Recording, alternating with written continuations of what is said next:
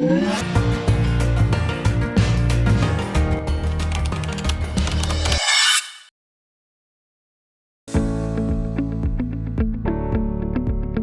back.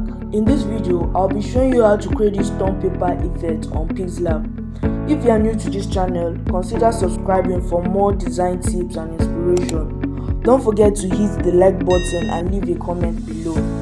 To my returning viewers, thank you so much for your continued support. Now let's head straight to Pixellab to get started.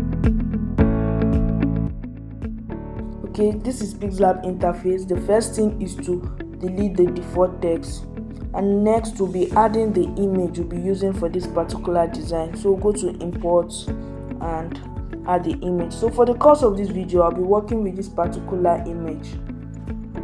After adding it, I will go to relative size to increase the width of the image. After that, I will lock the image. Okay, if you notice on this stone paper effect, you can see that the textured image is different from the normal image, in the sense that the saturation of the textured image is less denser to that of the normal image. So for us to achieve that, we'll head over to our color filters, and from here we'll be reducing the saturation to -100 in this manner. After that, we'll save this image to our gallery. Okay, after saving, we'll just go click on this back arrow to take it to our original face. Okay, the next thing to do now is to import the stone paper you'll be using for this design. So we'll go to import and we'll be getting the stone paper to use for this particular design. So I'm going to just scroll to pick the one I'll be using. Okay, I'll be making use of this particular stone paper, and I'll be reducing the size in this manner.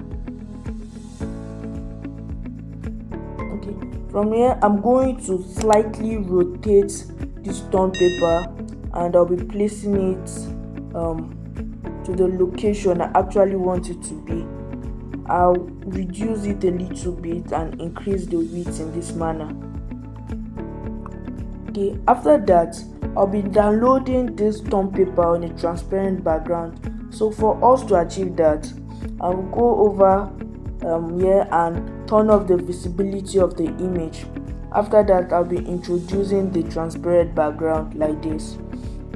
After doing that, we're going to save this to our gallery.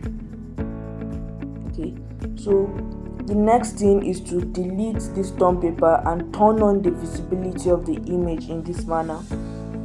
So next, we'll go over to the import tool again. Go over to import tool, and we'll import the stone paper we downloaded on a transparent background. We'll import it. From here, we'll go over to the relative size and increase it to 100. After that, we'll head to the texture and we'll be selecting this image as a texture image. We'll select this image and we'll add it. After that, we'll add our stroke to the stone paper. Okay, this is how to create the stone paper effect on Pixellab. Thank you for watching to the end. If you get value from this video, don't forget to like, subscribe and turn on the notification